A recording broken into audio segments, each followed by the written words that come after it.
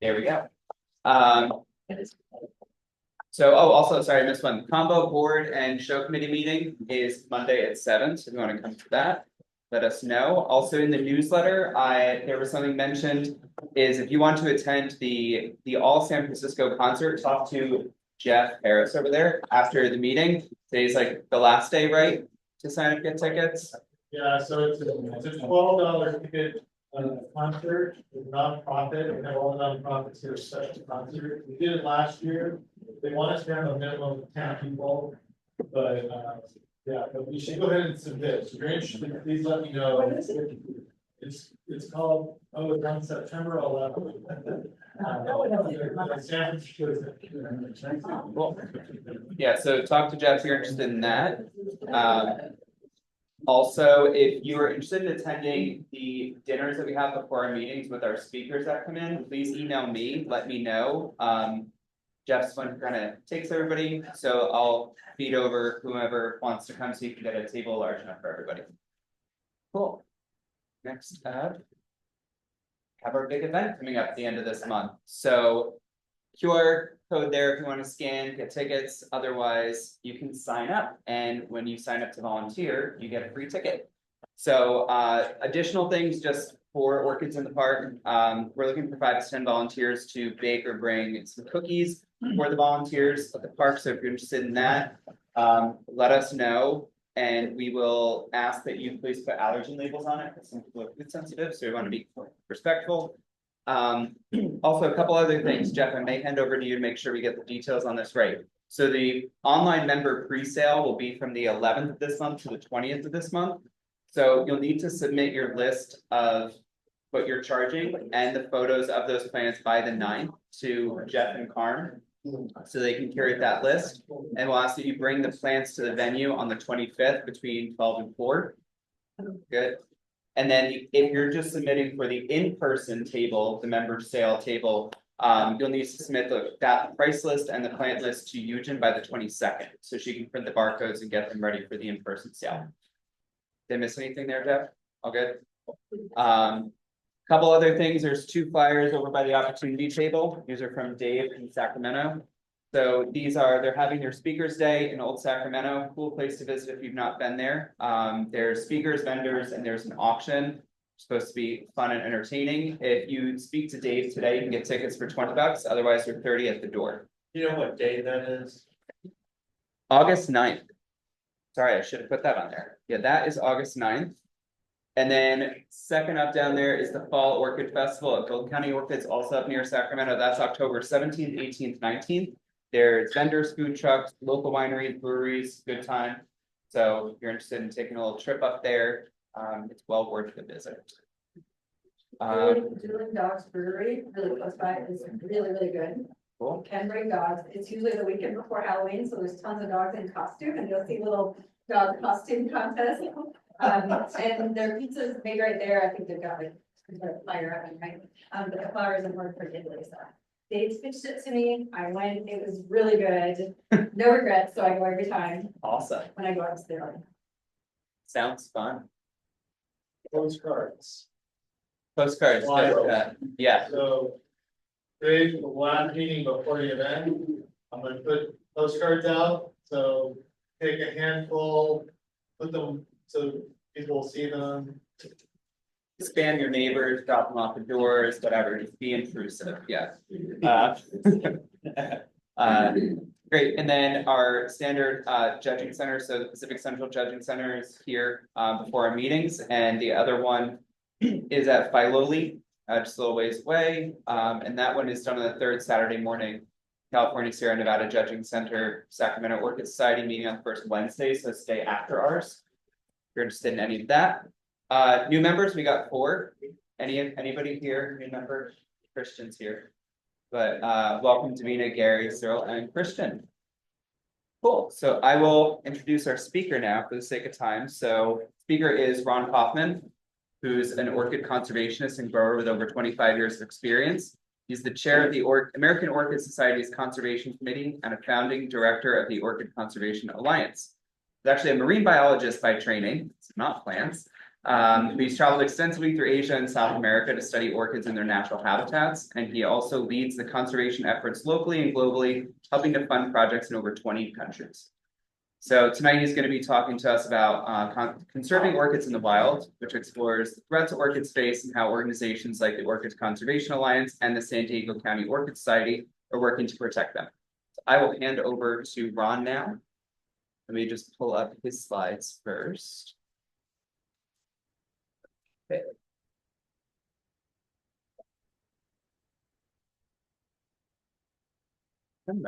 Yeah, cool. Thank you.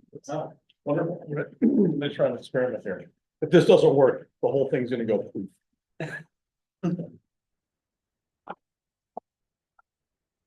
I always hate having the meeting controls kind of floating in the middle there, so I was trying to get rid of those. Glad you figured it out. It's a Control-Alt-Shift-H, in case anybody's curious.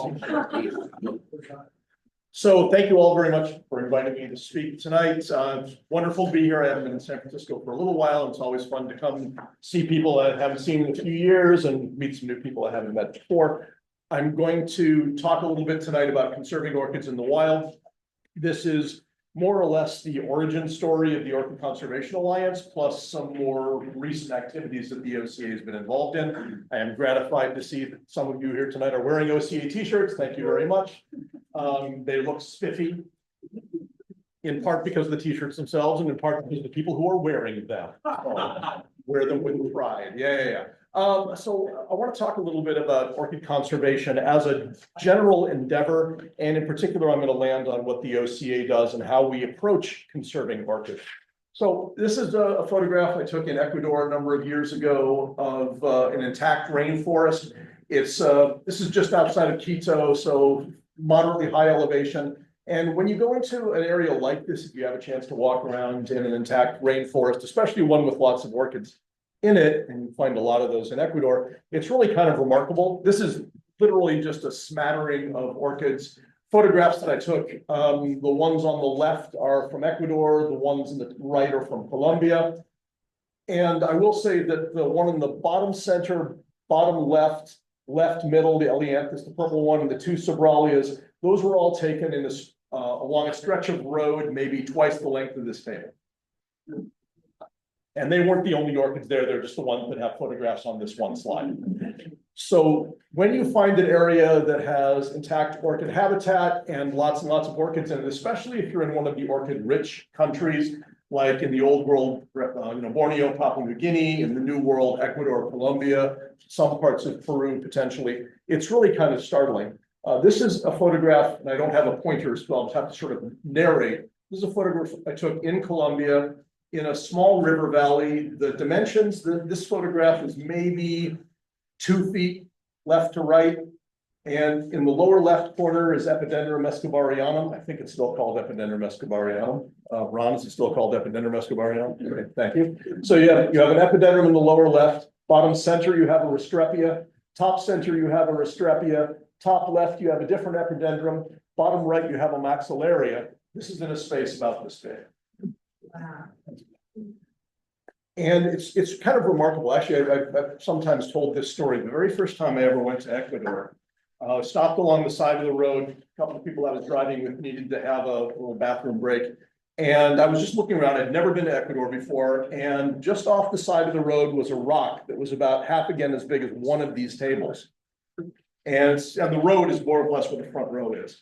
I'm looking at it and I go, huh, that looks like a maxillaria. And that looks like a stellus. And that looks like a pleurophallis. And that looks like there were 9 different genera of orchids on that one rock. And this was an unremarkable rock along the side of the road. So for those of us who are interested in orchid conservation, one of the things we worry about a lot is how to protect that kind of diversity. And there are a number of threats to orchid diversity. This is a photograph from Colombia. You can see there's some deforestation that's gone on in the lower slopes. This is primarily for livestock agriculture. So these are fields where they typically graze cattle. If you've ever seen a cow grazing on a 30-degree slope, it's pretty remarkable. They can do it fairly easily. But you see a lot of deforestation like that, in part for cattle agriculture, in part for plant agriculture. And it can be as simple as trying to cut trees away, leave intact forest along the sides like you see in the top left, or what they call slash and burn agriculture, where you just cut down a bunch of trees, maybe leave a few tall trees, and then you either leave them to decay or you burn them just to get rid of the debris so that you can then use the fields for something else. More recently, one of the threats to habitat and therefore to orchid diversity has been activities that relate to things like mining. So in the bottom right, this is actually an area where they're doing road building. And in this particular case, what they're doing is they're actually harvesting aggregate to be used to build the road. There are other kinds of mining I'll talk about later, but all of these things, not only do they destroy habitat, but in the case of mining especially, they destabilize soils. In some of these areas, you get a lot of rainfall. When you get a lot of rainfall, you get a lot of erosion when the soils are destabilized, and then the areas get wider and wider and you lose more and more habitat. Many years ago, when I first joined the San Diego County Orchid Society, I got involved in the Conservation Committee, which was established before I joined the society. It was established in 1991. And the way that organization worked initially was there were some members of the society who said, hey, you know, we should raise money and support conservation projects. And somebody said, yeah, seems like a good idea. How do we do that? So, well, let's find a conservation project and let's give them money. So literally that conversation. So they found a group it was affiliated with the Program for Belize that was raising money to purchase land in what's called the Rio Bravo Conservation Management Area. They raised some money in the society and then they donated it to the Massachusetts Audubon Society that was running that particular operation. And that went along for a few years. Then in the late 90s, it was getting to be politically difficult in the society. And the reason why it was getting politically difficult, you're about to hack my presentation. Are you about to give me a laser point? Laser pointer and A slide advancer. Pair, the sides are weird because the down button is advanced. I can do that. Oh, that should be advanced. Okay, thank you. Wow. Yeah. Mind blown. So, and I'm going to warn you, I tend to overuse these things. I'll try to keep it limited. So, one of the problems that happened in the San Diego Society at the time was some folks said, hey, why are we giving money to whatever project so-and-so says we should be giving money to? They're just funneling money to their buddies down in wherever, and we don't know what their buddies are doing, and maybe they're just buying land for themselves so they can have a little vacation home in Belize. None of this was true, by the way, but you know, sometimes politics can get in the way of getting things done. So we decided to adopt a different model. And in the late 1990s, in 1997, if I remember correctly, for the first time, we started saying, look, we're going to run this like a funding organization. We're going to make it known that we have money to give to people who are doing conservation work, and we will ask them to submit applications to us, and then we'll evaluate the applications and fund the ones that we think are worthwhile. And anybody is invited to join the committee if they want to be involved in the decision process. So it's not just, you know, these few people are doing things for just a few other people. That process has worked really well. And as of last year, which was the last round of funding that we distributed, we've distributed over $300,000 to projects in 24 different countries. This is really fantastic. We think it's pretty fantastic. Maybe, you know, opinions may vary, but one of the things that happened over time is that we became increasingly aware of the fact that what we were funding was very limited in its scope. So we had some very specific rules, one of which was that we weren't going to buy land.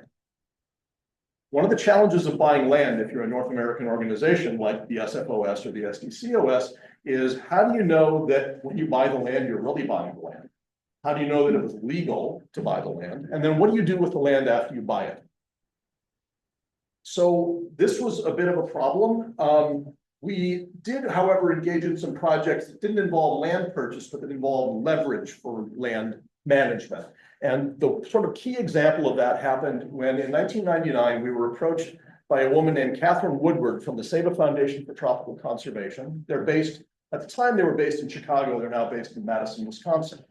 And Catherine and her partner, Joe, had been working with a family in Northwest Ecuador who owned a piece of property that's called El Pahuma, and it's owned by the Lima family, still to this day owned by the Lima family.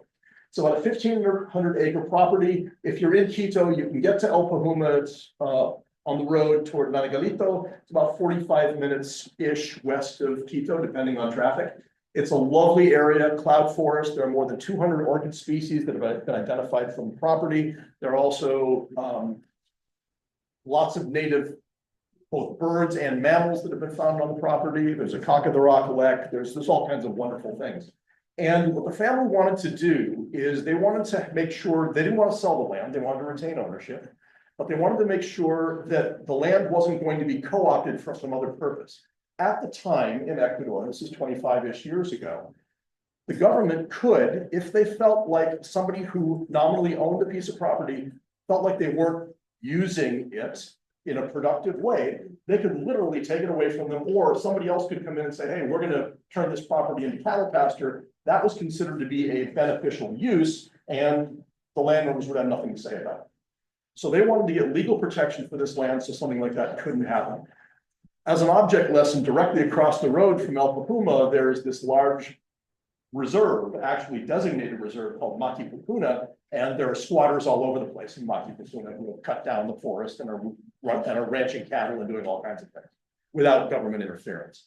So the Lima family was working with the Seba Foundation. They approached the SDCOS and said, we have a proposal for you. We would like to fund the creation of a conservation easement for this property. That is to say, a legal designation that this property is only allowed to be used for conservation. At the time, it was the second ever conservation easement in the nation of Ecuador. So we gave them a couple $1,000s. They got the conservation easement, and El Pahuma is still intact to this day. It was actually developed for ecotourism. There are hiking trails that go up into the reserve. Their older son, Rene, actually got trained as a bird guide, and so he now guides birders through the reserve.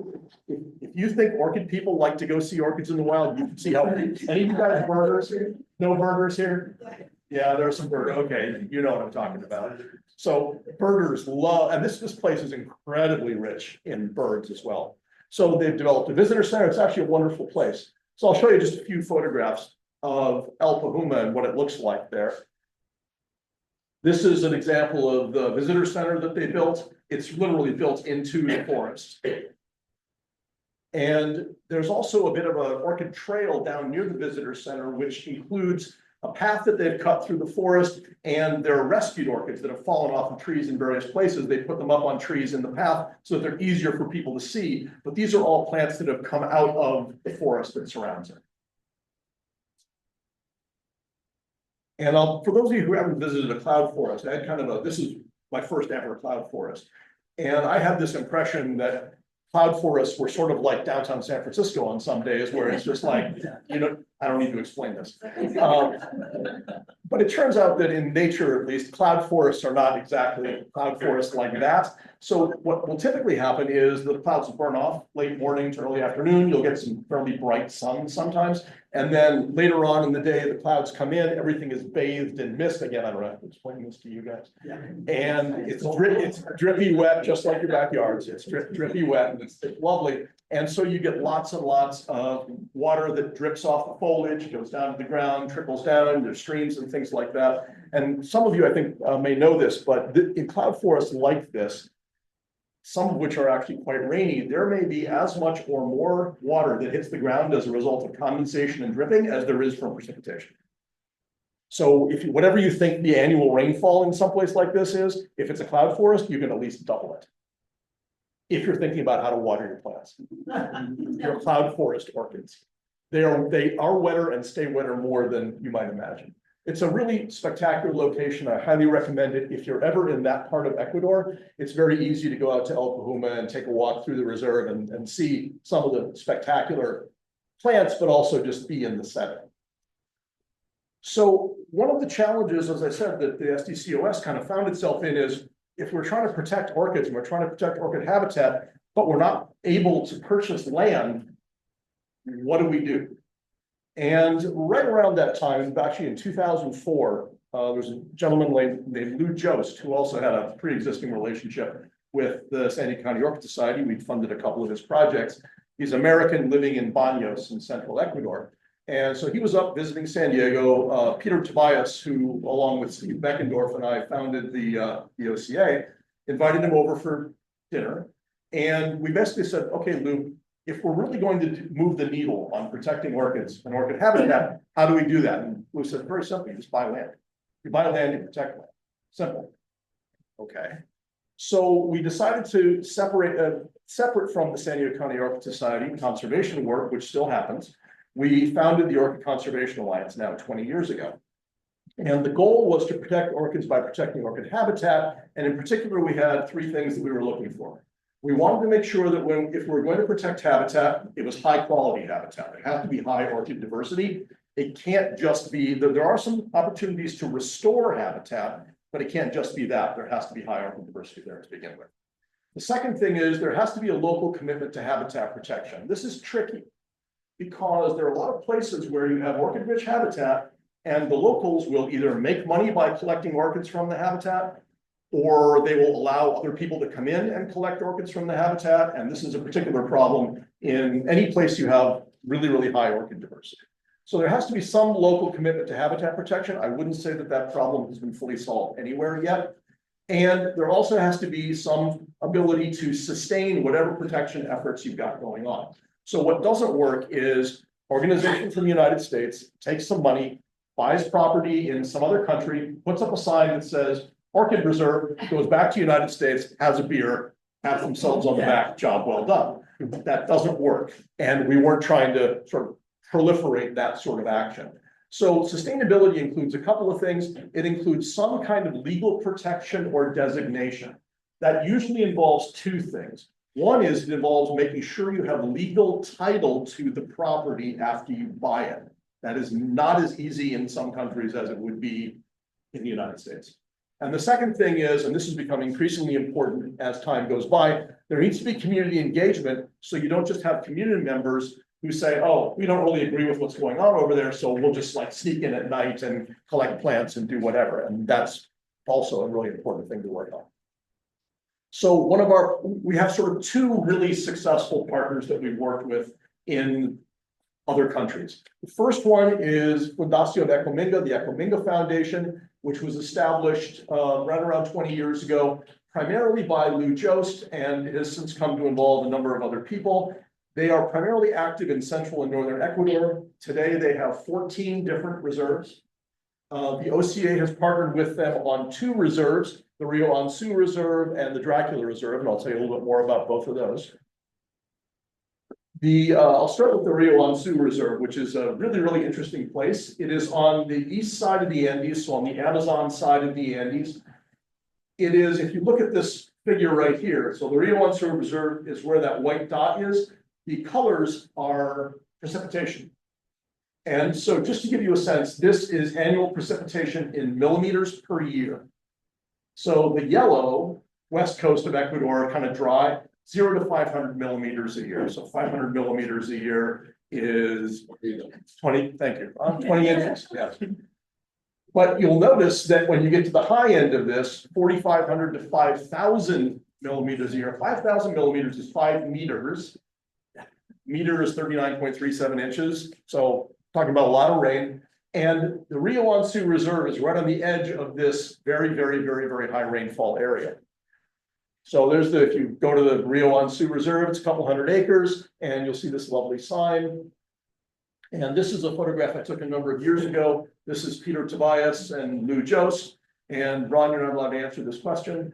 For anybody who's not named Ron Parsons, what is this plant right here? There's the flowers up there. There's the flowers right there. There are the leaves right there. Looks like a nerd. Leaf looks like a gunner. Leaf looks like a gunner. It's not a gunner. Flower, not. The flower is definitely not gunner. That is a begonia.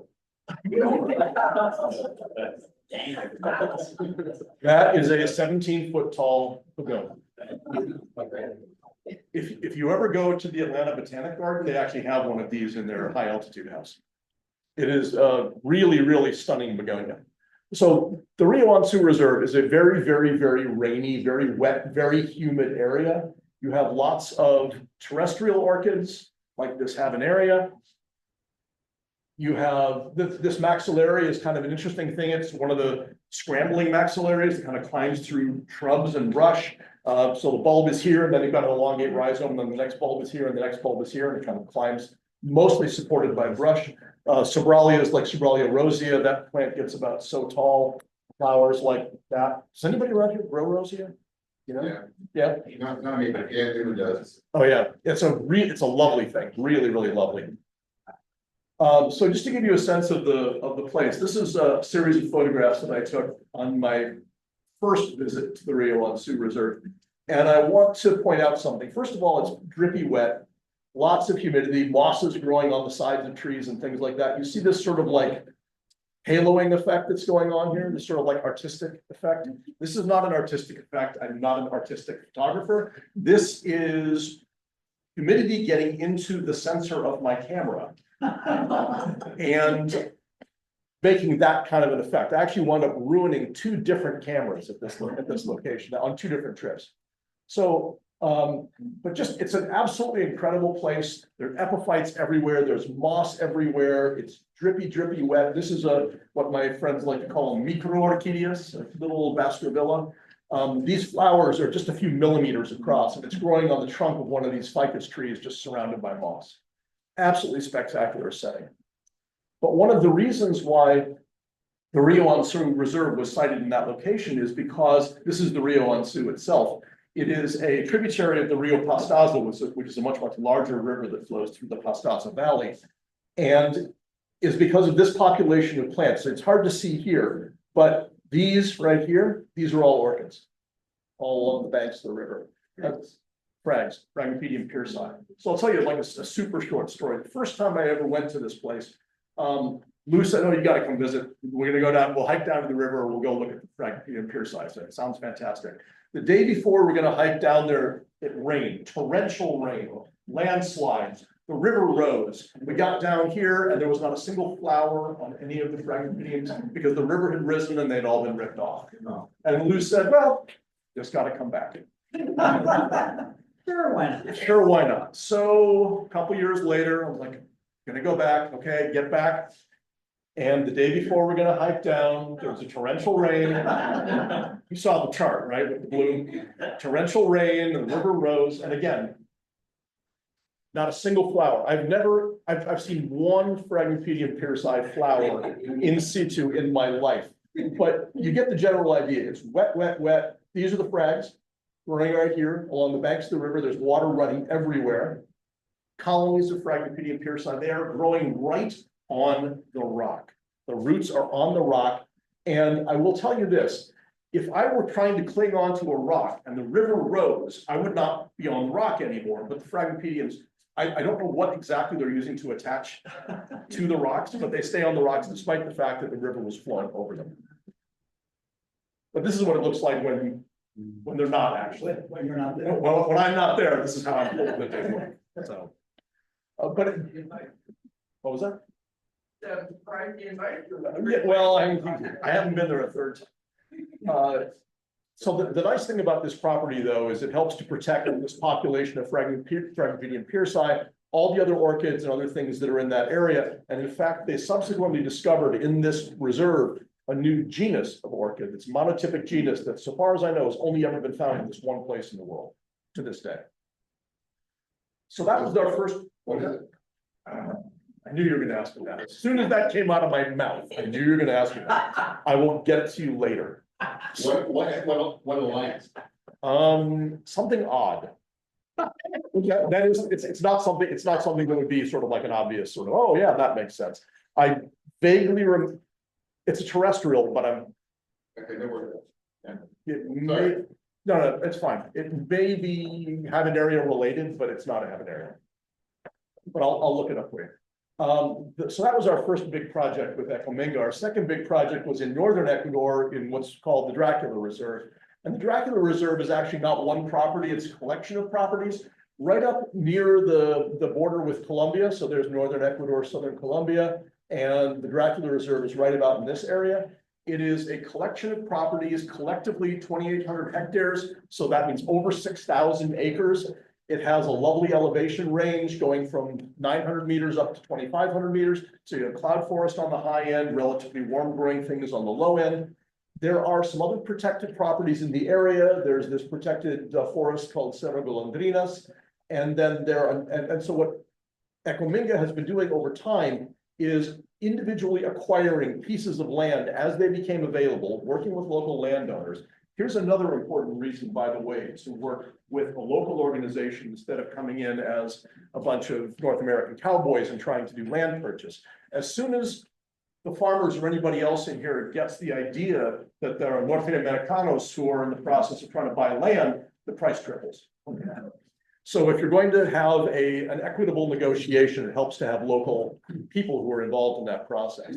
So the OCA so far has been involved in a couple of different sets of land purchases, one right in here, and I'll tell you a little bit about that in a minute, another more recent one down in this area, and Ecominga has been partnering with a number of other organizations, the Rainforest Trust, the University of Basel, and some others, to collectively protect more than 2,800 acres, and they're actually in the process of acquiring even more land to try to build on the size of the reserve, and especially to purchase contiguous properties so you have large chunks of land without gaps in between.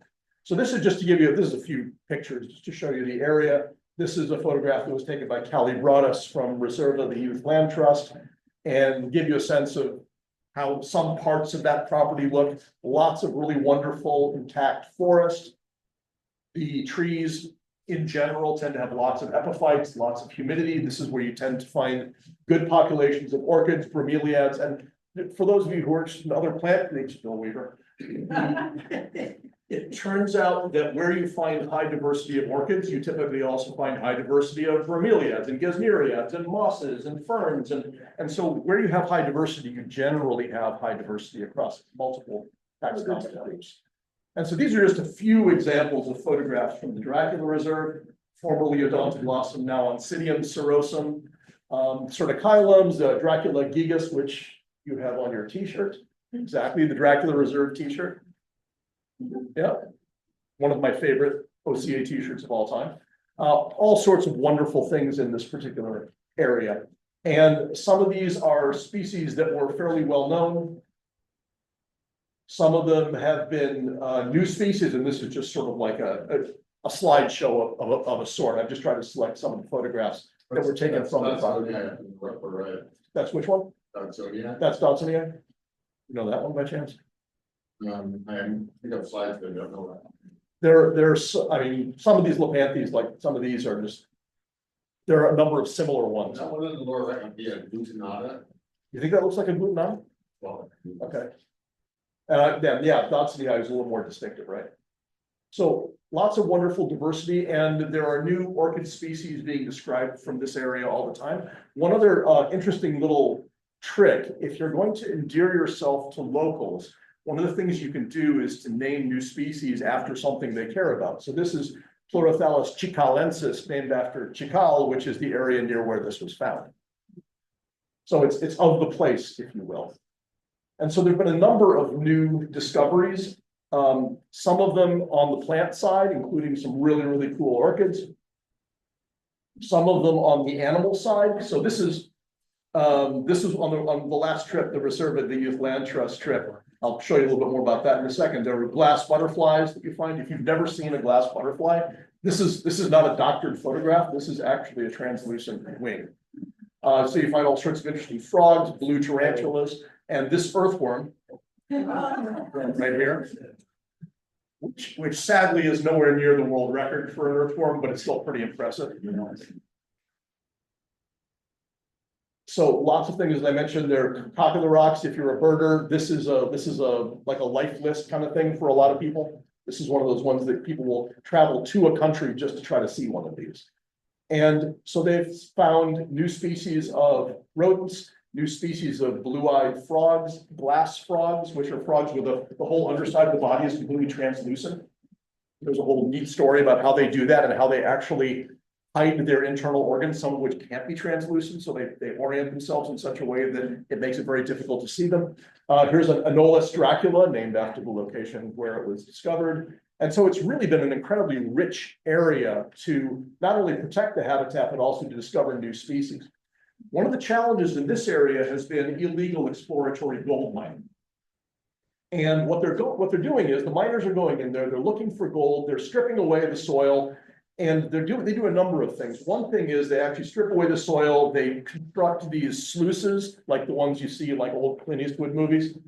And so that can cause a lot of damage in and of itself. But in order to extract the gold, they will sometimes also use mercury, and then you get traces of mercury in the habitat, which leads to subsequent environmental toxicity. So you get, as I mentioned before, you destabilize the soil, you get secondary erosion. This is an area where illegal gold miners had been exploring, and it just predisposes the land to landslides, which the area already has. And I mentioned mercury. You also, when they're coming in with whatever supplies they need. They don't want to have to carry everything back out, so they'll just leave their trash wherever it is that they work. So it winds up being a real problem. And one of the things that it turned out in this area, that some of this illegal gold mining that we were made aware of was actually precipitated by the guy who owned this property right here. And he was working with the exploratory companies, many of which, my apologies to those of you who know their origins, many of which are Canadian. And he was letting them in and showing them where to go, and they were coming into these properties and doing this illegal exploration. So we were made aware of this, we started to work with Ecominga, and our first priority was to buy this guy out, basically. So one of our first acquisitions was to purchase his property, get him off the premises, and what we now were able to do, the OCA was able to purchase all 3 of these properties to append to some of the properties that had already been purchased. And again, surrounded by this Golondrinas protected forest. So now this entire area is protected, whereas before there was this unprotected hole in the middle, if you will. What's the term you used, Golondrinas? What's the term you used for? What was that? That term that you used for the. The Cerro Golondrinas is just the name of the reserve. It's the name of the property. Golondrina, okay. Which may actually be from this area for all I know, or the Golondrina may be a different name entirely. So Lou, after having established Ecominga, Lou Jost, after having established Ecominga and run it for almost 20 years, one of his long-term goals was to turn it over to local Ecuadorian leadership. And so he's done that. And the current executive director is this guy, Javier Roballo, who I first met. Actually, he was the guy who guided me up into El Pahuma back in 2000 when I first ever visited the place. And he was a young guy working for the Hokotoco Foundation, and he is now the executive director and is one of the people who's working on developing relationships with local communities and negotiating these land purchases that have been really, really successful, I would say, for Ecominga. So the Dracula Reserve today continues to expand. It includes all these areas in green. The most recent acquisition was literally earlier this year, was this property right down here, which we helped them to purchase. And as you can sort of imagine, they're trying to build up, okay, they're trying to buy this property and this property. They're working with the Rainforest Trust to acquire this property. This area up here is indigenous land, so that's relatively protected. And if you think about it in context, this is actually now creating a rather large network of protected areas. This is fantastic. The other thing, that process I mentioned before, whereby the Ecuadorian government could take land away from somebody they didn't think was using it and give it to somebody who would develop it, that has ended. And in fact, Ecominga has now secured a designation that's essentially a conservation designation for all these areas right here, right here, right here, everything that's surrounded in yellow, basically, which means it has federal legal designation as a conservation area. So this is real progress, we think. And Ecominga is a very, very successful example of a partner organization. The other organization that we've been doing a lot of work with is in Colombia, called Cooperación Salvamontes. It is run by a man named Sebastian Guerra, and they are much, much smaller. They're at an earlier stage in their development than Ecominga, and they currently have 3 reserves in northern Colombia, just north of Medellin. And let me show you an example of what we're talking about here. So their 3 reserves, one of them is up here, right here, and right here. It's in this section of Colombia. And in Colombia, so when you get into Colombia, the Andes, which are normally a single mountain range, actually split. And so there are 3 different mountain ranges: the Western Cordillera, the Central Cordillera, and the Eastern Cordillera. And this one is kind of firmly planted right here, sort of on the one side of the Western Cordillera. And I'm just going to show you a few photographs to give you a sense of the properties. Again, it's all intact forest. That's La Esperanza. They don't look dramatically different from each other, but they're all relatively intact forest. They all have relatively high orchid diversity. They all have good water supply, which is a big deal when you're talking about especially certain kinds of orchids like Phragmipediums, for instance. And there are a number of endemic species to just these areas where the reserves are located. So there are, not surprisingly, a lot of these are pleurothalids of one sort or another. So you have Lepanthes, pseudo-Lepanthes. This telepogon is not a pleurothallid, but it's still gorgeous. You have Civicinea. The Civicinea fallifera is found only in this area and nowhere else. This is a Stanhopea relative. Some of them, does anybody here grow Civicinias? Yeah, they're, They're around, a few of them, and Reichenbachiana and things like that. they came from Butcher, But yeah, they're and, really, remember honest of Common. oh, really? Okay. Marsupials too. Yeah, they're compact, smaller than a typical Stanhopea, but really floriferous. And there are also homes in this area for a number of threatened species. So there's Draculas like Dracula lamorella that you find in this area. There's Lepanthes golandrina. So there's something about that name, Ron. I'm just not sure exactly what the diagnostic is. Phragmipedium schulii, which I said, one of the interesting things, we've worked with Equiminga and a little bit now with Salmomontes. When you work on protecting, especially populations of Phragmipediums, they rely on having a source of running water, which means you can't just buy a piece of property that has Phragmipediums on it without paying attention to where the water on that property comes from. So we worked with Orchids Limited in Minneapolis and with Equiminga on this Phragmipedium fisheri reserve in northern Ecuador. And it was a two-part process. One was to purchase and protect the habitat where the Phragmipedium fisheri lived. The other was to purchase the property upstream of that property so that it couldn't be diverted or otherwise utilized. And so it was a sort of a two-stage process. So you have to not just worry about the property itself, but also how the plants that are on that property are getting resourced. And there have been a number of new discoveries in this area. Again, a lot of Lepanthes, a lot of really, really small orchids. If you love Lepanthes, this place is spectacular. Even if you don't love Lepanthes, it's still spectacular. And I'll make an interesting comment about this, I think. So this is a new species of Epidendrum, a couple of new species of Lepanthes, actually 3 new species of Lepanthes, all of which have been described within the last 10 years as a result of exploration in these 3 properties in Colombia. And one of the things that Salmomontes is doing with us as sort of a cooperative effort is they're using this, I'm trying to think of how to describe it, like this patronage model, if you will. So we've announced, if any of you were OCA members and you're on the mailing list, you may have gotten some of these emails. New species discovered. If you are interested in having this species named after you or someone you would like to honor, you could give us money that we will then give to the discoverers that they can then use for conservation, and in return, they will name the species for you. So I gave a talk similar to this in South Florida in January. The guy who donated money to name this species and this species after himself and his wife was in the audience. And he said, hey, just so you know, that species, I paid to have that species and that species named.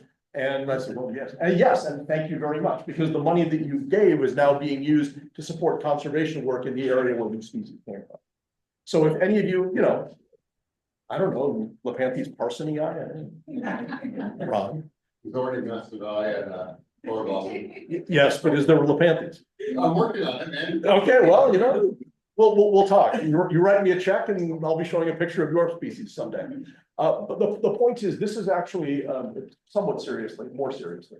This is actually a potentially really useful model for people who actually want to do something to support conservation, and it gives them something tangible in return that they feel is worthwhile. And honestly, I think it's gratifying in both directions. The other thing that we've done is, in situations where something like this happens, we actually also give the person either a framed, in one case it was watercolors, in other cases a really nice quality photograph and a copy of the publication. So you get something you can then put on your wall and say, hey, this is something I can actually do. The discoveries in this area have led to, so far, 2 new phorophytes, the fancy word for trees. Basically a plant that plants grow on. And This is sort of a weird partnership because the San Diego County Orchid Society actually funded a biodiversity survey project for these guys even before the OCA was involved. The folks at Salamontes have also been in the process of developing a digital herbarium. The great thing about digital herbaria, so for those of you who've ever looked at regular herbarium sheets, it is dried plant material pressed between pieces of paper. It lacks a certain something. Color, essence of life, let's call it. Three-dimensionality. And so for the last couple of decades, people, Franco Pupolin at Lancaster Botanical Garden in Costa Rica and others have been working on developing a template for digital herbarium sheets. So you basically do the same thing you do for a regular herbarium specimen, except you don't press it, you don't lose the color, it's all colored photographs, and then these can be shared easily online so that you can access digital herbarium sheets if you have something that you'd like to identify. Oops. And the goal is to continue to expand this area. So this is one of the three. This is Los Magnolios right here. We just were in the process of actually acquiring this land right here and actually a second. So this is in the process of being developed. A couple of years from now, we think this property will become available. The landowner hasn't quite agreed to sell it yet. In the meantime, we work with Salamontes to acquire these two pieces of property, and that purchase just took place last month. So all of this is in aid of trying to build up these contiguous areas. And you can see if you look at the satellite imagery, a lot of these areas look like they're still relatively intact. And so they'd be good candidates for further acquisition and protection. So if you add up everything the OCA has managed to do in the last 20 years or so, I've only showed you a couple examples. There's the Salvamontes properties that I just described, the Dracula Reserve properties I talked about before, and the Rio Anzu in Ecuador. We also funded a reserve called Yucatan in southern Colombia. We've been working with the La Palma Reserve that's got some legal status issues. They can't quite get the land ownership sorted out. So the person who ostensibly is the landowner would like to sell it and have it protected, but it's not clear that they have legal title to the land.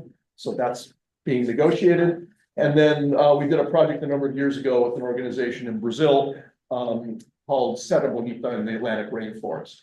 And if you add all that up, as of just a couple months ago, over its history, the OCA has managed to help protect over 5,300 acres of land and raised over $920,000 to do that.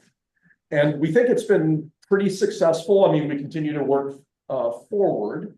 As I think probably most or all of you know, the current president of the OCA is Mary Garretson. I'll introduce you sometime. You'll like her. And one of the things that we're trying to work on is if we're going to raise this money and we're going to help support these reserves, there are a few things we need to consider. One is there's the land purchase itself, and that costs money. The second thing is that all of the reserves, even the ones where we've got good community engagement situations, that is not we, but where the organizations have good relationships with the community, they still have to worry about protecting the property. So they usually hire rangers who are typically locals, usually relatively young locals, to patrol the property and just make sure they keep an eye on things because things happen. Anything from illegal plant collecting to illegal hunting. There are animals on some of these properties that have been targeted for hunting, things like ocelots, jaguars, pumas, collared peccaries, things like that. And so we worry a lot about that. On one of my first trips, on my first trip to the Rio Anzu Reserve, we walked in along this trail and there was a huge tree that had been cut down and was lying on the ground. And there were these diagonal scores all along the trunk of the tree. What the heck is that? It's a tree that produces this red sap that the locals think has some kind of property that they think is desirable. So somebody cut down the tree, scored the trunk, come back a few days later, collected this red sap that they call sangre de draco or something to that effect. And so that cut down the tree and did a lot of damage in the forest. The rangers need to keep an eye on things like that. Okay, so they can't harvest it while the tree is alive. No, well, the tree's too tall. So you could score it at the base, but that wouldn't get you very much. So what you do is you cut it down, then you can score the entire trunk and collect more of it. But then the tree's on the ground. Where does it fall on? That's every now. Yeah. Karma's a bitch, but it doesn't always work out the way you want it to. So the way the OCA helps to do all this is we need money, and that's not we need lots of money now, but we need to raise money, and we've done this in a number of ways. First, we have memberships. We have society memberships. There are a number of orchid societies that are society members. We usually ask for something along the lines of $2 per member as an annual membership fee. We have a lot of individual memberships that range from $40 all the way up to $1,000 or more dollars. We have, I mentioned naming opportunities before. We also have people. Hey, don't write us a check here. Here's $5,000. Please go do something good. In the sense that here's $5,000 for the Tavern Pamela. That's interesting. Call from the Tavern Pamela. Oh, okay. Well, we'll let the call go to voicemail. We also sell merchandise like t-shirts. Thank you very much again. We also have tote bags. We sell books, things like that. We do that at orchid shows. I know Mary sells at Orchids in the Park and at POE. And one of our major sources of funding is from these Orchids in the Wild eco tours that I imagine some of you have been on. I know, Ron, I know you've been on. I'm hoping with Tasmania. Yeah, you're going to be on that one. But we run them to various locations. In fact, Mary's not here right now in part because she's on at the tail end of an Orchids in the Wild tour. But we have tours coming up. So this is late 2025. Tasmania, I think it's closed now in terms of new people signing up for that. But we have trips coming up next year to Zimbabwe and Rhodes. The idea of Rhodes is going to be timed to coincide with the World Orchid Conference, which is happening in Dresden in late March. So the idea would be that the Rhodes trip would happen. The terrestrial orchids in Rhodes are likely to start blooming right around the time of the WOC. So if you're thinking about going to WOC and would like to take a side trip to see some orchids in the wild, we're going to be running a trip to Rhodes that's currently in the process of being developed. Italy, Brazil, the Rio Negro trip is a wonderful. You spend a week to 10 days on a boat going up the Rio Negro, and it's one of the most casual orchid trips I've ever been on. You sit in the boat. During that time of year, the Rio Negro water level is very high. So you get to canoe through the canopy of the forest, which means that you can look at orchids at eye level that otherwise would have been 25, 30, 40 feet above eye level at that time of year. Cattleya violacea in flower, Galliandra devoniana, lots of really cool things and wonderful food. So that's in Brazil, trying trips to Colombia, Ecuador, and then there is an orchid conference going on in Nepal in November, and there's likely to be a trip run in coincidence with that if you want to do both or if you just want to go on the trip. Nepal, I'm told, I've never been there. I'm told it's a spectacular place to view orchids. So please, if you are interested, visit the booth at one of the shows in San Francisco. Go to our website, orchidconservationalliance.org. We, on these tours, we usually have as a primary purpose seeing orchids in the wild, but we also try to visit orchid reserves when those are possible.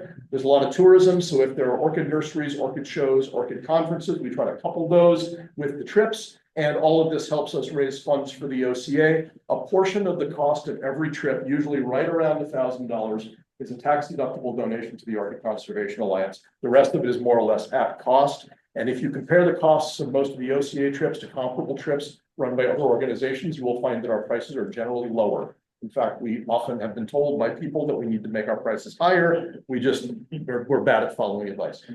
So with that, I'd like to thank you all very much for your patience and for the invitation to speak to you. There's a QR code to our website if you'd like to shoot that either now or later. And if anyone has any questions, I'd be happy to try to answer them.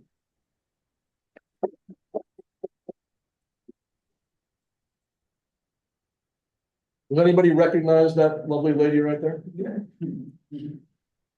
Okay.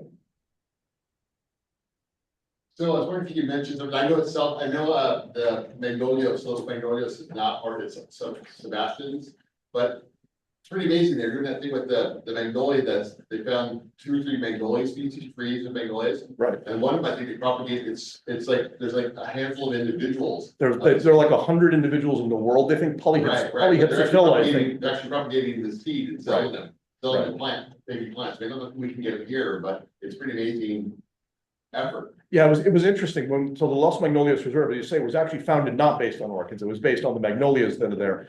But there's also this rich orchid diversity in the same area. So the areas that have been added to the original Los Magnolias Reserve have been added because of orchids, not because of the magnolias. But yeah, like I said, I think it's polyhypsophila.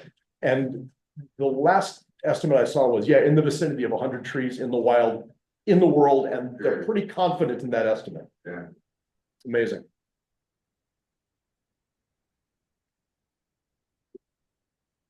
Well, I can recommend on the site, recommend the OCA trips. I've been on 2 Madagascar trips run by Claire Johan Bermans and England. They did an excellent job.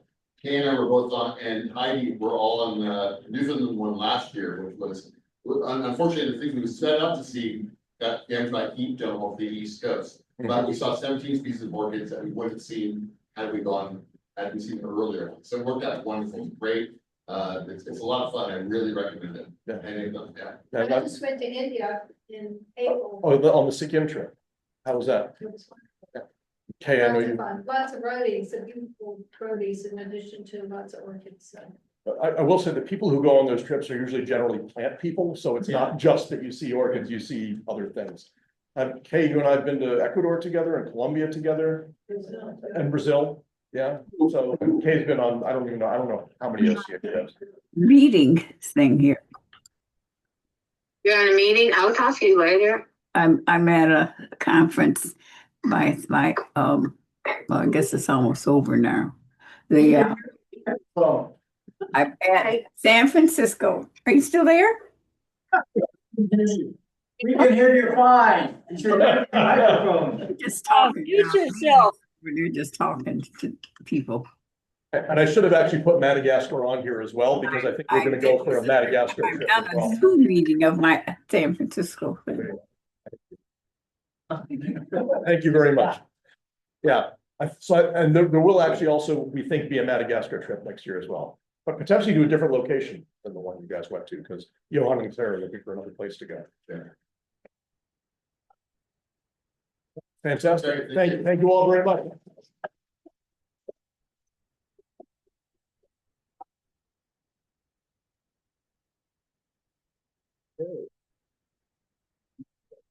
You.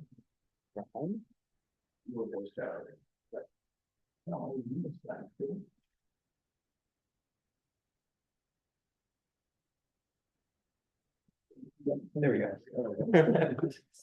Okay, so we will move on to our show and tell. If I can find.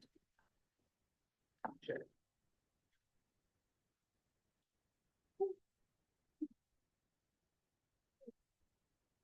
Over to show and tell. Who leads this, Ron? Do you lead this? Sure. So, well, that's my Dracula Sally. I forgot to bring it, but it just opened the other day.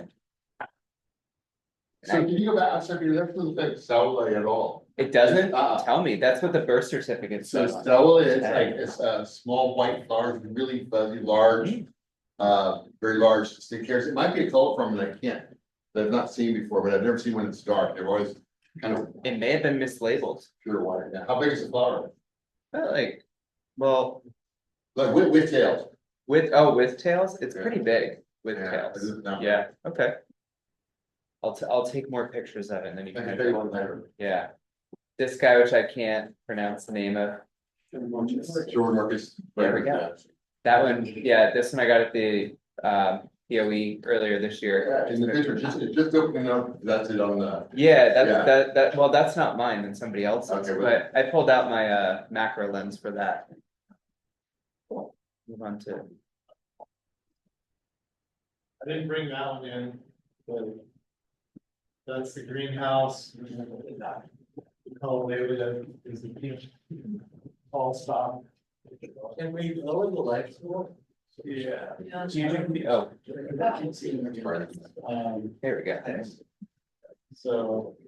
The next one. That's on the table. I brought it. It was still in the bloom. I wasn't sure it's. Just got that at member plant sale last year. And that's on the table. And Joe was using a UV light. That's what the bright areas are. To see how it fluoresces. And that helps. Although Ron said, someone said they think that it's all a war can. It's not a normal. It's crazy. And I didn't bring that. Phyllis, that's on the table also, there's the Garrett on there. Well, I think she got that as part of Paul Chassen's growing challenge. She was one of the plants he gave out to people, so they should be blooming. They had one in Franklin, pledge fragrance. I took that picture of the first bloom and I sent it in, so I was sure it wasn't still gonna be a bloom, and it's very lovely, still blooms. Wow. So you did well with the class.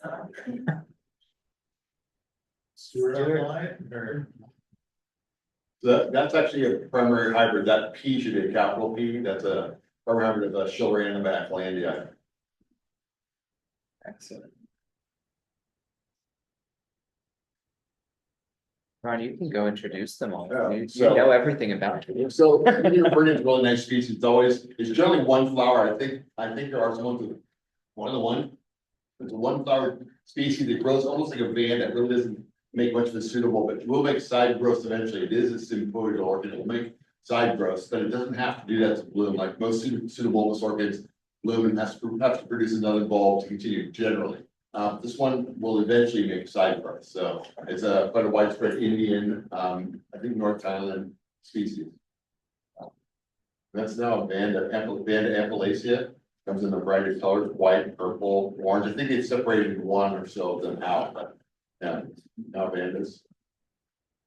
And that's when it comes to hybrids, you just have to guess. I can say their name, but I don't know much to tell you. So yeah, that's a longifolium hybrid. That probably be longifolium hybrid.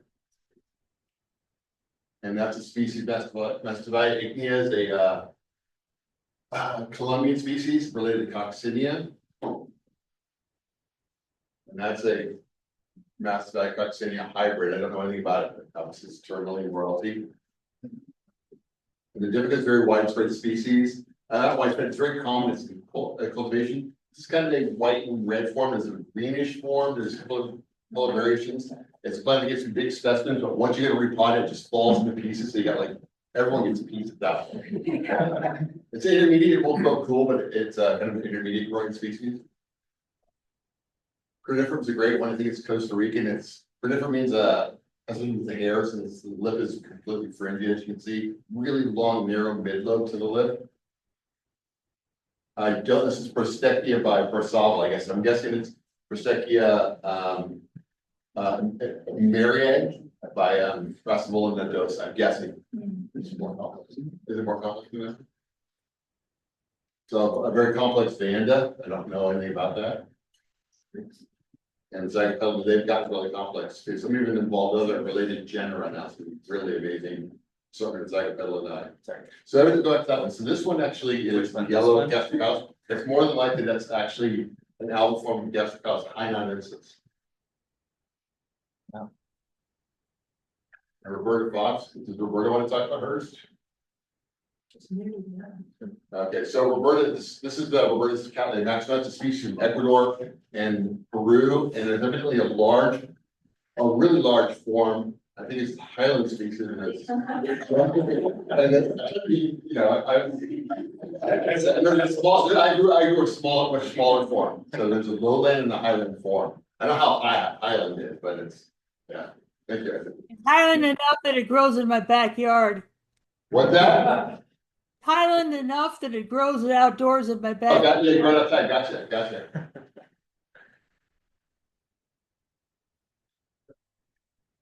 And this is the Spinobit type. We can grow outside, but not really well. They can much better in Southern California. Mine blooms every few years, but it actually wants a little more heat. I think we'd like to be like 50-degree minimum. This is a nearly albino one. You can see it's got color in the inside of the throat, and the flower is not quite all white, but it's albescence means becoming white. Mexican species. The Lucas is one of the large ones. I know people hear that. Anna Chai, one of our members down in Belmont, she grows this outside in her backyard next against the house. So it can be done up here. It's a beautiful one. Judy Drew brings in this Neophonetia or has this Neophonetia falcata. They call us a Vanda now. I mean, you could go either way with this, but anyway, this is a Japanese, Eastern Chinese, Korean species, fragrant at night, and wonderful. You know, people grow a lot of these outside of the area here. Fred, which is Jan's husband, brings in the system. Is it now, is it still considered a natural hybrid? Or is it been elevated? I guess it's a full species. Anyway, for a while I thought it was a natural hybrid. It's a beautiful fragrant medium species. I don't know where I think want to say Peru.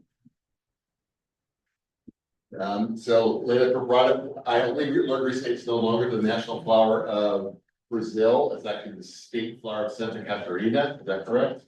Okay, anyway, so it's a carnelian means fleshy pink. It's normally a white flower with a kind of a dark purple lip, but there's hundreds of hundreds of color forms of it. So carnelian means fleshy pink, and that's the pink, the form of the species. Jan brings it in. Jan also means maxillary fuchsiae, and it's a group of large white flower maxillaries, which are complex. They're Andean, and we grow some of them in an outside area in our area, but it's a very complex group and it's highly confused. No one really knows what some of them are, including this one here. It's nice. Yeah, they're very nice to break it down. 1 second here, there was a question in the chat. I gotta figure out how to get to it.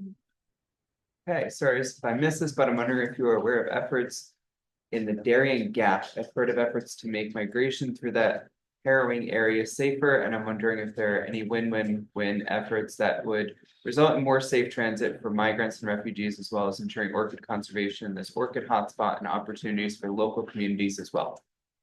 I'm not. I know the Darien Gap is considered one of the most dangerous places on earth right now, in part because of all the traffic of human beings through that area, plus the conflict zone.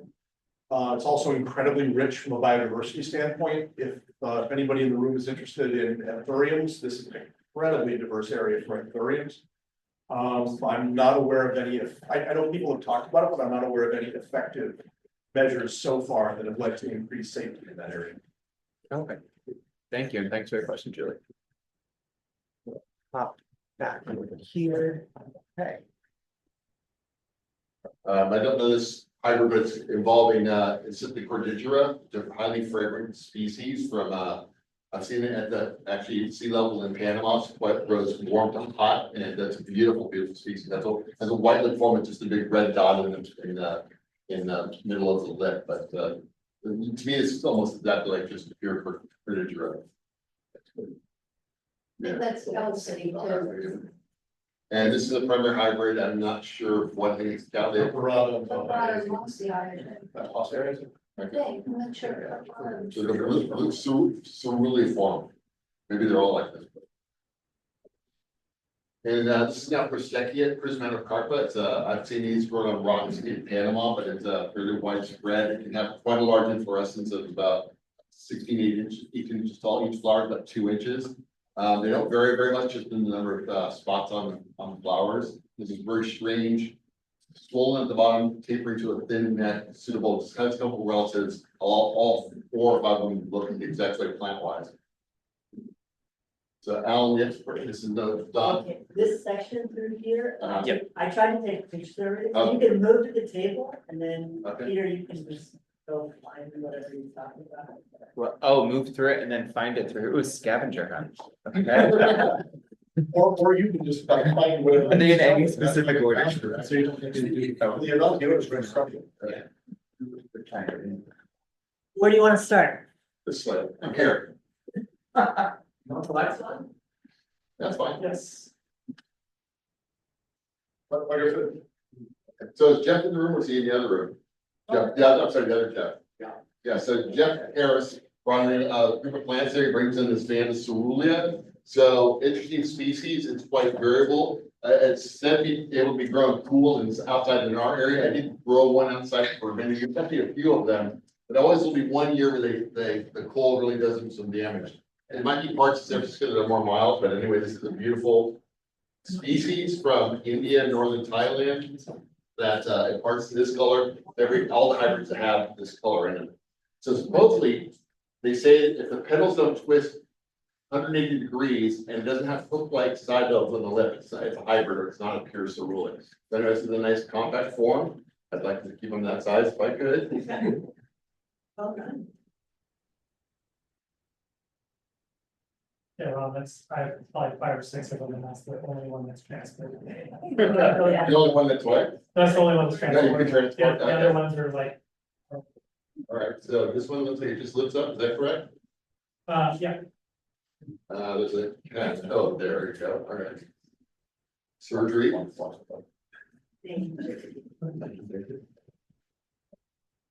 I'd like to say run by Jeff, destroyed by Ron. This is a Cattleya schilleriana. It's actually fairly, you know more about this though. It's a fairly localized species that you've seen. Yeah, it's in Espírito Santo in Brazil. It's actually a relatively cool growing Cattleya as Cattleyas go.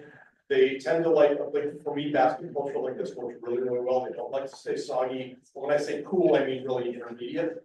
If you try to grow them hot, people I know who try to grow them really hot usually don't do well with them. Intermediate works much, much better. They are, they're relatively fragrant. Sometimes they smell like raspberry or other kinds of fruits. And this is gonna sound crazy, but I've actually seen one of these with 16 flowers on inflorescence. The plants can actually get this tall with a head of flowers like that, but they require like optimal care for that. They have entire shows that featuring this. They have shows. Brazil. Yeah, there are different color forms. Some of them have very, very dark petals. There's an alba form that you sometimes see with green seeds. Really? Pure white. They're pretty remarkable. They're not that difficult to grow. If you can grow a hybrid Cattleya in your conditions, you can probably grow one of these. You just have to not. They do better in baskets than they do in pots. Yeah. From my the experience. 2 things I'd say is, do not grow them in a pot, and why try another one later after you kill them. Yeah. Like mounted or in something like that, it's super duper open, because they want a lot of air movement. I think that's the key to they don't like to be hot. Is that they come from an area that's still fairly warm, but it's almost always got like howling winds through that area. And so they're never getting, like, the leaves never get hot. And it's not low elevation, it's actually. Yeah, it's kind of mid elevation, yeah, exactly, and so they're just from a spot that gets a lot of wind, and so they get a really narrow temperature range, it's very consistent. Good light, good air movement, open guys. Like a basket is probably the best way. Somebody know about special, is it Chuan Li, is that correct? Yeah. Yeah, so. This is a primary hybrid, so primary hybrid, for those of you who don't know what that means, it's just a cross between 2 species, the first hybrid of anything you make hybrids, and you further from that point. This is the one called Cattleya Gold Dollar, has the best of both species. Premium line, which is a multifloral, tends to bloom again and again. Spikes will last for a year, like the next spike comes along and it's still finishing its old spike. There's a secondary bud coming up here by Kaufman, the beautiful section harvest sequel, the big single one yellow flower from northern China, from North Vietnam and China. Yeah, and premium line Delta. Same color, I don't know if leaves. Oh, yes, yeah, you're right. It has beautiful mottled leaves, because premium line is kind of just basically very, very faintly tessellated. This one has really beautiful markings on the leaves. Derek brings in, we actually got to see this last year in Madagascar a number of times, which was really fun, so that was great. Actually, it's called compacting, but it's weird, it's not really, I think of compacting should be a small thing, it actually gets quite big, it gets extensive. Really nice species, highly recommended for who want to grow and frequent, and it's fragrant right now, starting to be fragrant, so.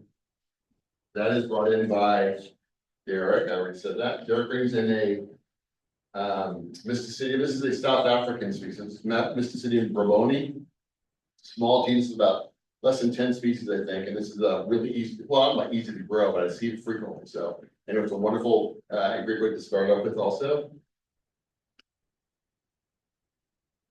Derek brings in a zoetrophin, imagine that. So zoetrophin is a genus belonging to the pleurothallus. So interestingly, you wouldn't think of this as related to Cattleyas and Epidendras, but in the world of orchids, it's the tribe Epidendriae and subtribe Pleurothallidinae, or tribe Epidendriae, subtribe Leylinae. They're very, very close relatives. There's a few things you don't really know which one they belong to, but anyway. The leaves, the flowers are usually hidden down underneath the leaves. Don't take this wrong. Some of them look like little rat turds with a hole on either side. Like, this is one of my favorites. Some of my favorites. It's really cute. It's got little dark flowers that you have to go up to see. Interestingly, the flowers don't really open. All the sepals are joined in tips. They just have a hole on either side of the segment. It's like it's trying to open, and that's when the pollinator goes in and does its business. cutest rat turd you'll ever see.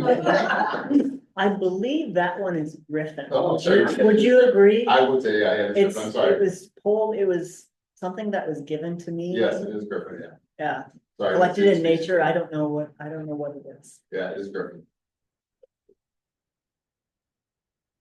So is this the one we saw on the? This is Alan Yip's plant. This is the Douglas hybrid. Doesn't have a name, but they call these Oncidiums now. Whatever, you don't say that to a Don Bluffing grower. You do not say that. You guys will hear all about it. So.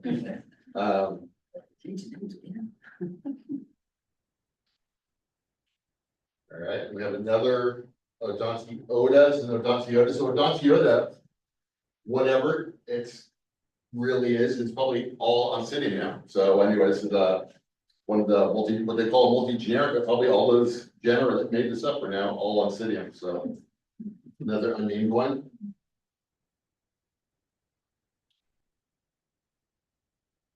Sorry, it's just back and forth with glasses. So Jessica Krakow. Jessica, hi Jessica, brings in a little species of dendrobium called unicum. It's a species from, I think, Thailand. Unicum because it's unique in the sense of, it's not the only non-recumbent or upside down dendrobium in the genus, but it's bright orange and has non-recumbent or upside down flowers. So it's just getting going. They can get about, canes get about 20 inches long eventually. They can just have lots of flowers. It's a little baby, but it's a start, right? It's really pretty. Ron, Yes. have you smelled it? Unicum? Yeah, I always thought it smelled like burning bake light. Burning what? Burning resistors, electronic. Oh, like it's going off? Next one I see during the day, I'll do that, because I bet it's a day smeller. It probably is now. So Christian brings in a, so it says it's an SLC, that would be a Sophrolaleo cattleya, and the plant name is Jillian Lee. So in taxonomic terms, it's all cattleya now, but there's purposes, excuse me, for all of the, the splitting up of names too. So I can go either way on the name, there really can.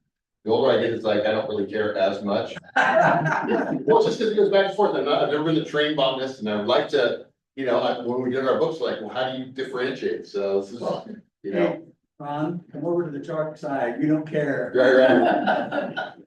So Phyllis, who talked about her plant before, this is Ceteria japonica. Well, he made it a Phalaenopsis a few years ago. So whether it is or isn't, has one of the best floral fragrances of orchids. Has a very citrusy smell to it, a really wonderful smell to it. It's a compact plant, kind of get about 8 inches or so, and get about equally as tall. But it's a really, really good plant to grow. I really like this species a lot. We had Jeff Harris talk about his, or mention his dendrobium. I'm sorry, Phalaenopsis. This is his, I'm sorry. It's only happened a few years ago. Don't get old. Phalaenopsis Yulin hotbed. So it's one of those ones where they bred this weird, strange, semi-polar, some strange, not semi-polar, some really strange featureless lip that's very large and flat. Not featureless, but very different from this species. This is pretty cool too. This was mentioned. So this would be the form of fimbripetalum. And what's really what Ron and I both noticed is these two petals, they're fimbriate, slightly fimbriate. So there is a known variety called, or form called fimbripetalum, which just seems to be partly or maybe this is what they are. It's fringed, minutely fringed all around the edge. What's amazing is the petals are extremely shiny, like you waxed them before you got here. So Does it have any scent? it should be. They're not really fringed. During the slideshow, it was in the dark. Yeah, I don't smell it right now. It's a Chiapa in Mexico. It's a Guatemalan species. I think maybe even, it actually might even be the national flower of Honduras, I think. Yeah. Anyway, so this is a Fragopedium hybrid called Frag giganteum. It's not grande. No, it's cut out of my grande. Cut out of my grande. There it is. I knew it. You just tested me. So Bill Weaver brings in giant plants all the time, and I think this is one plant, and this is actually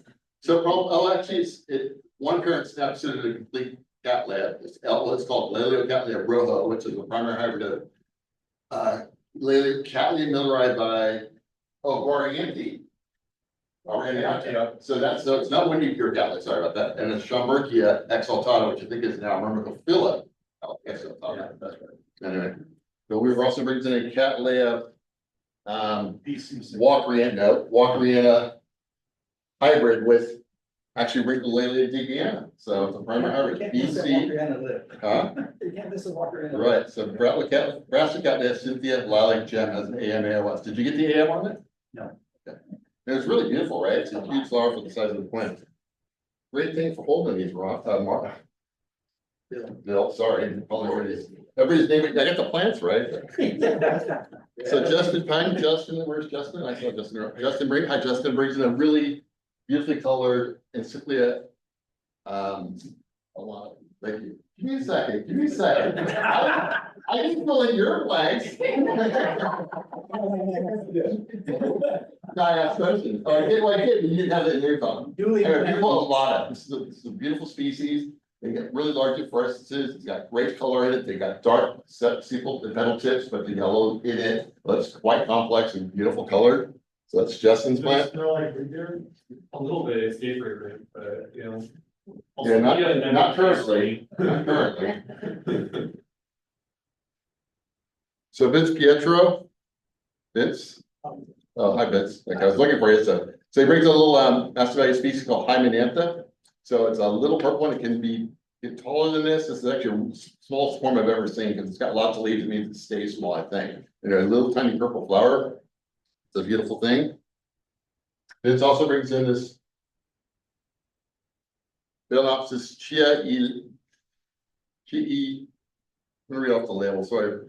Chia Yinlin.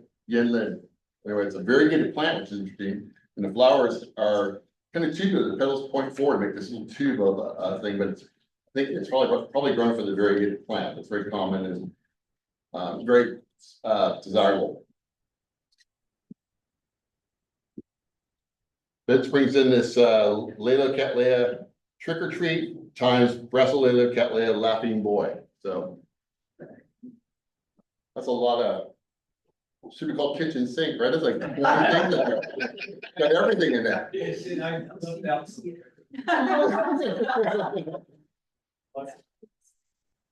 it a week of all. So who brought in the bulb film labii? Who brought it up? The labii.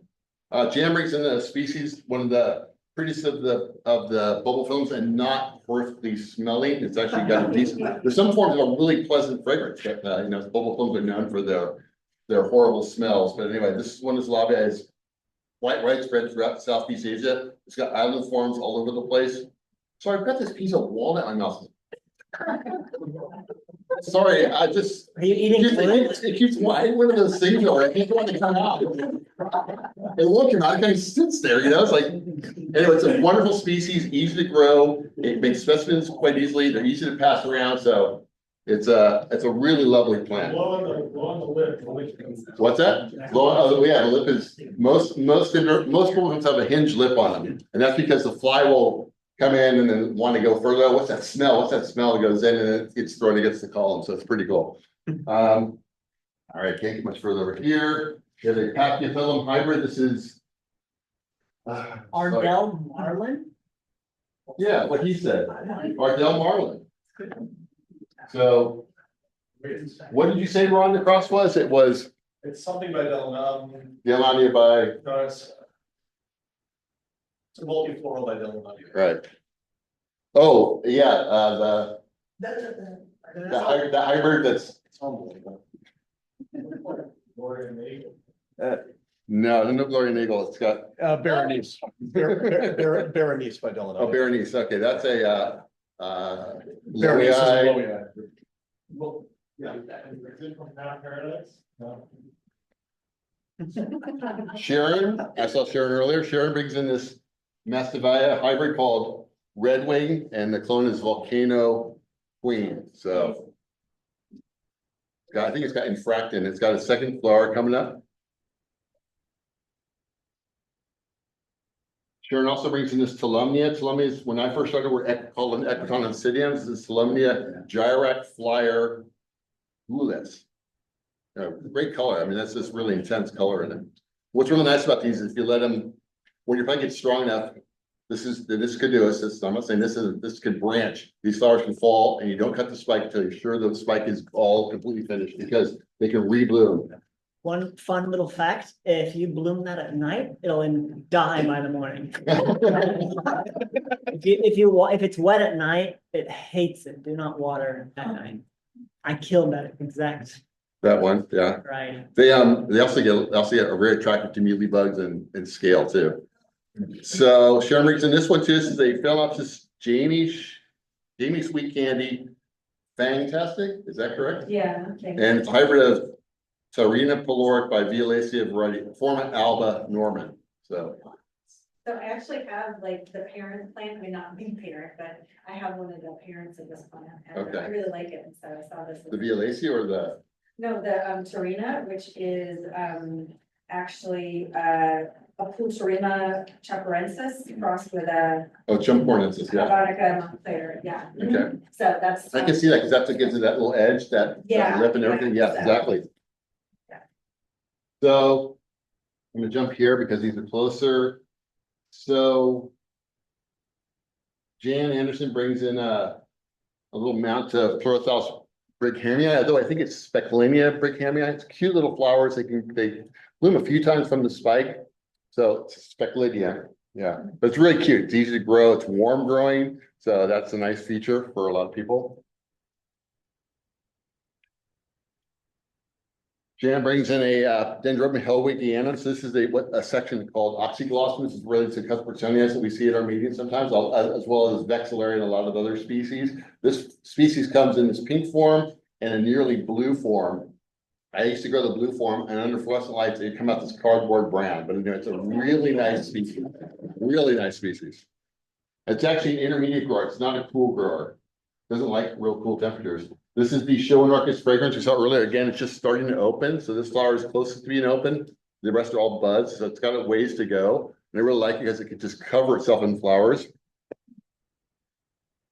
Another Speculania now. This is a one called this. This is Jan's, I'm guessing. So Speculania tribuloides has these little, we call them lobster claws, little bright red cuppy flowers, and a little, just like a little lobster claw. They're all down at the base of the flower, the base of the plant. So Interesting thing about this guy, in 1835, the first I remember that.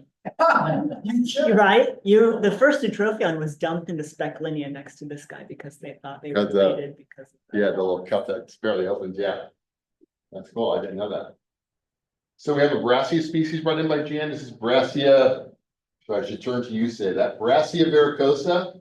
So Brassias are called spider orchids. They're in the Oncidium alliance, so they're related to Oncidiums and Odonts and such. Anyway, it's called vericosa because the lip has these raised green bumps all over it. So it's a very cool species, easy to grow and floriferous and pretty reliable bloomer. So that was good.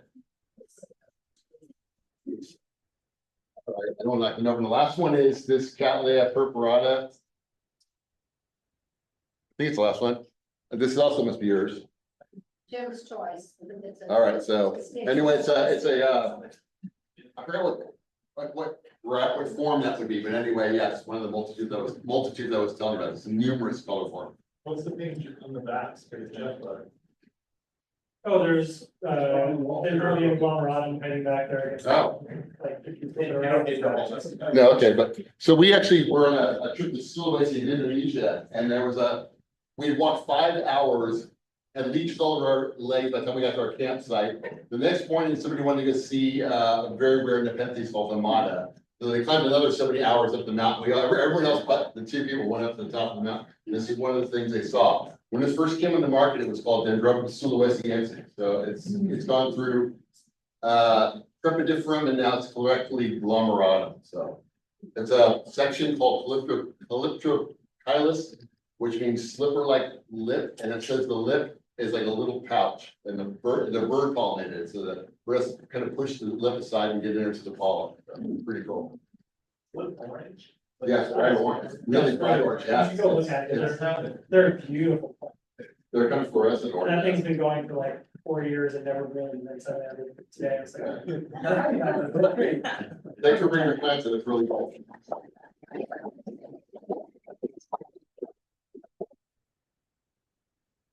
Alrighty. I think we are done with the online portion of the show right now.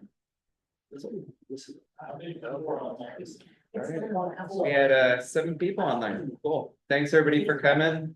All right, talk soon. Bye bye.